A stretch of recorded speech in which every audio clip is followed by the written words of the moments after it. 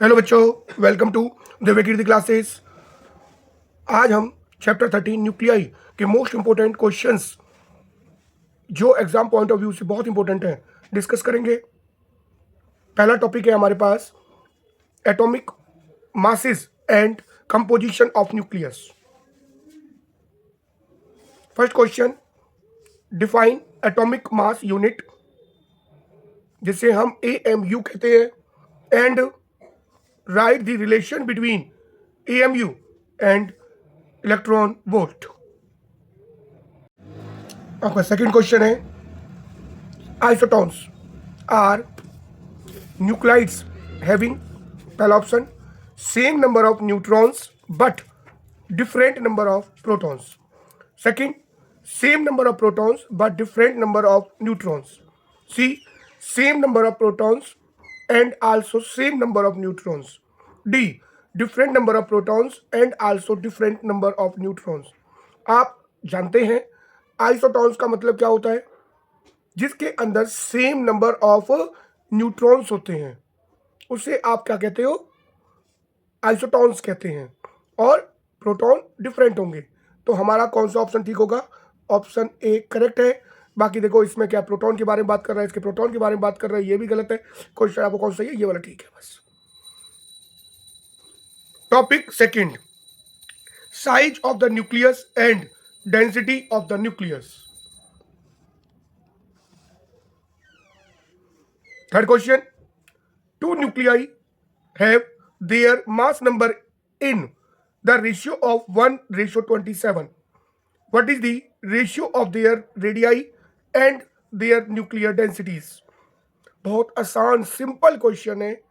हम लोग एक्सपेरिमेंटली उसको डिटरमाइन करना जानते हैं, साइज ऑफ न्यूक्लियस को।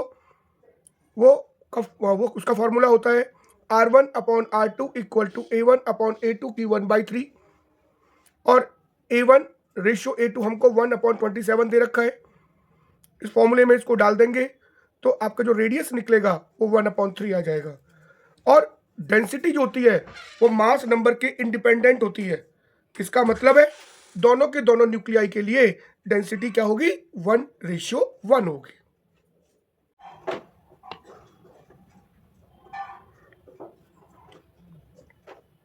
क्वेश्चन नंबर 4, ये भी थर्ड जैसा ही है। The nuclear radius of aluminium 1327 is 3.6 Fermi. Find the nuclear radius of copper 2964. इसमें हमें एल्युमिनियम का मास नंबर पता है 27, रेडियस पता है 3.6 इंटू 10⁻⁻15 मीटर, कॉपर का मास नंबर पता है 64, R2 यानी रेडियस निकालना है। फॉर्मूला हमें पता है R2/R1 फॉर्मूला होता है। वैसे R1/R2 इक्वल टू A1/A2 की 1/3, लेकिन हमें क्या करना है? R2 निकालना है तो हम इसको उल्टा कर देंगे। तो R2/R1 इक्वल टू A2/A1 का 1/3। R1 को इधर उठा के ले गया, R1 की वैल्यू हमें नॉन है, A2 भी पता है, A1 भी पता है।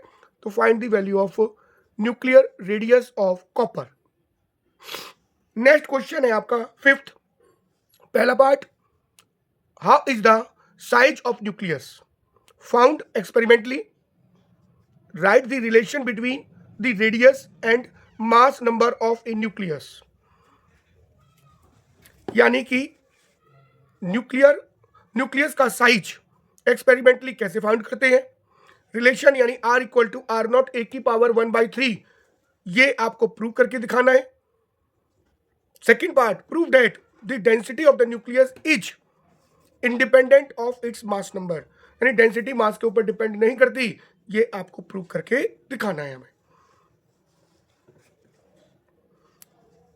नेक्स्ट है आपका topic 3, mass energy and nuclear binding energy, जिसके अंदर हम mass defect, binding energy per nucleon और बाइंडिंग एनर्जी कर्व, ये सब टॉपिक पढ़ेंगे। इसमें हमारा क्वेश्चन नंबर 6 कहता है define the terms. Number 1 mass defect, number 2 binding energy, और दोनों को डिफाइन करके उनका फॉर्मूला बताना है and right formula for each terms. आसानी से आप बता पाएंगे, बेहद आसान है ये। क्वेश्चन 7, पहला part, show the variation of binding energy per nucleon with mass number, right the significance of binding energy curve. Binding energy per nucleon और मास नंबर का ग्राफ बनाना है और ग्राफ से रिलेटेड जितने भी पॉइंट्स हैं वो सभी हमें डिस्कस करने हैं। बी पार्ट देखो, two nuclei with lower binding energy per nucleons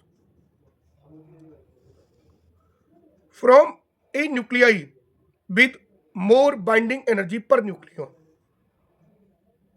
क्या कह रहा है हमसे ये कि दो न्यूक्लियाई हैं जिनकी बाइंडिंग एनर्जी, जिनको कंबाइन करने से जो बाइंडिंग एनर्जी पर न्यूक्लियॉन है और उसके बाद वो हैवी न्यूक्लियस जो बनता है वो बाइंडिंग एनर्जी क्या होगी उसकी ज्यादा।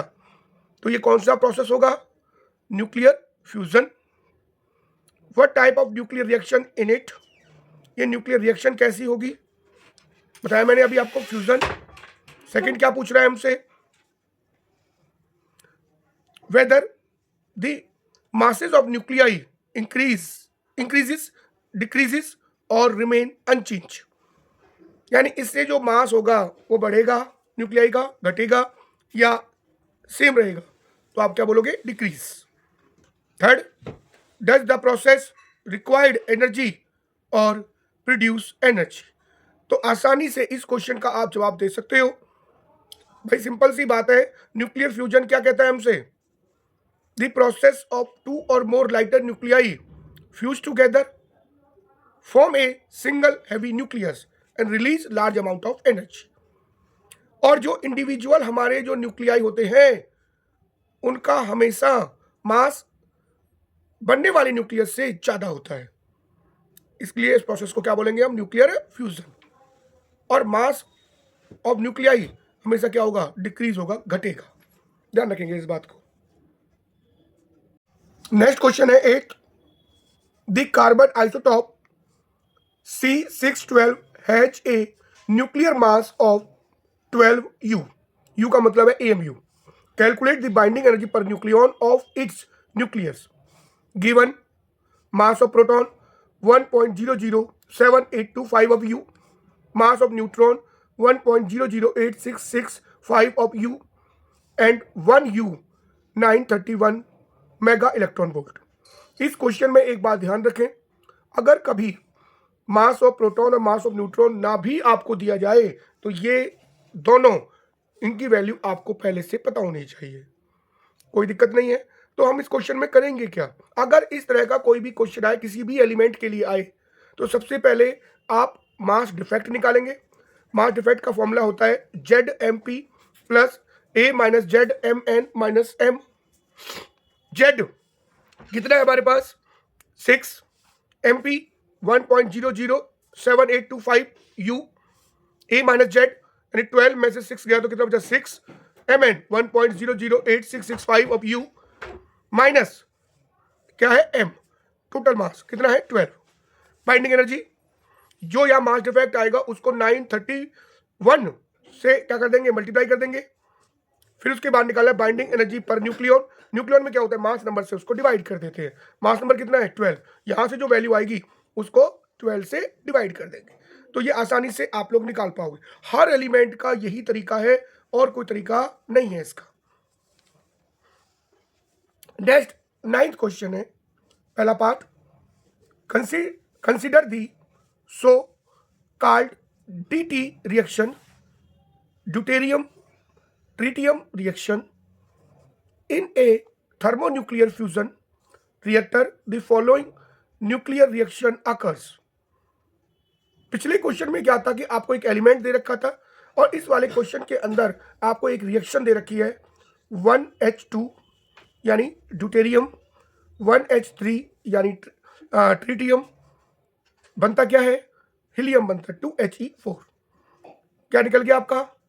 एक न्यूट्रॉन निकल गया और large amount of energy find निकल के चली गई। Find the amount of energy released in the reaction. देखो इस क्वेश्चन में क्या क्या चीज गिवन है हमको, इसका मास गिवन है, इसका मास गिवन है, इसका मास गिवन है और इसका मास गिवन है। इस वाले हिस्से को इस क्वेश्चन में हमेशा ध्यान रखें कि इस वाले हिस्से को हम लोग बोलते हैं रिएक्टेंट और इस वाले हिस्से को बोलते हैं प्रोडक्ट। जब हम मास डिफेक्ट निकालेंगे तो मास ऑफ रिएक्टेंट माइनस में मास ऑफ प्रोडक्ट बोलेंगे। कभी भी गलती नहीं करनी है हमें कि मास ऑफ प्रोडक्ट में से मास ऑफ रिएक्टेंट घटाएंगे, नहीं, हमेशा मास ऑफ रिएक्टेंट में से मास ऑफ प्रोडक्ट को माइनस करेंगे। माइनस करने के बाद अगर डेल्टा एम पॉजिटिव आता है तो उसे आप एक्सोथर्मिक रिएक्शन कहते हैं और अगर नेगेटिव आता है तो उससे हम एंडोथर्मिक रिएक्शन कहते हैं। ये भी कभी कभी पूछा जा सकता है। जब आपका डेल्टा एम यानी मास डिफेक्ट निकल जाएगा तो बाइंडिंग एनर्जी आसानी से फाइंड आउट कर लोगे। डेल्टा एम की वैल्यू यहाँ पुट कर देंगे और उसको 931 मेगा इलेक्ट्रॉन वोल्ट से क्या कर देंगे, मल्टीप्लाई, क्या निकल के आ जाएगा, बाइंडिंग एनर्जी। आसानी से आप इसको सॉल्व कर पाएंगे। सेकेंड पार्ट क्या कहता है, explain the processes of nuclear fission and nuclear fusion by using the plot the binding energy per nucleon versus the mass number. यानी कि बाइंडिंग एनर्जी पर न्यूक्लियन और मास नंबर का graph बनाना है और graph की सहायता से न्यूक्लियर फिजन यानी heavy elements and nuclear fusion यानी लाइटर एलिमेंट्स के बारे में डिस्कस करना है। आसानी से कर पाएंगे आप। Topic 4 nuclear force. Question number 10 पहला part, what are the properties of nuclear force. ये वाला क्वेश्चन पेपर में बहुत कई बार पूछा जाता है, इसीलिए इसको ध्यान देंगे अच्छी तरह से। What are the properties of nuclear forces. Second, draw a plot showing the variation of potential energy of two nucleons as a function of distances between them. Identify the regions in which the force between the nucleons is number 1 attractive, number 2 repulsive. Justify your answers. Second वाले part के अंदर, पहले वाले part में तो simple nuclear forces की properties बतानी है। Nuclear force are the strong force, nuclear force are the spin dependent और ये सब बताने हैं। और दूसरे के अंदर हमें पोटेंशियल एनर्जी और डिस्टेंस ऑफ सेपरेशन का आपका ग्राफ बनाना है और उस ग्राफ के अंदर हमें ये चीज शो करके दिखानी है कि आपका रिपल्सिव कहां पर होगा और अट्रैक्टिव कहां पर होगा। आसानी से बता पाएंगे आप। नेक्स्ट और लास्ट जो हमारे पास टॉपिक है, fifth, nuclear energy. 11th question क्या कहता है, differentiate between nuclear fission and nuclear fusion. Verify, discuss one example of each. Nuclear fission क्या होता है, न्यूक्लियर और फ्यूजन क्या होता है। फिजन क्या कहता है, the process of a single heavy nucleus split into two और more lighter nuclei and release large amount of energy. किसने किया था इसको, ऑटो हॉर्न। न्यूक्लियर फ्यूजन, इसमें क्या होता है, द प्रोसेस ऑफ टू और more lighter nuclei fuse together form a single heavy nucleus and release large amount of energy. और एक एग्जांपल भी आसानी से हम बता पाएंगे।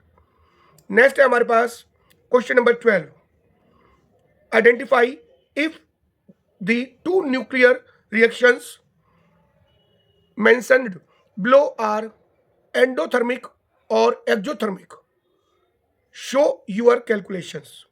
हमारे पास यहां पर दो रिएक्शंस दे रखी हैं, ध्यान से देखो।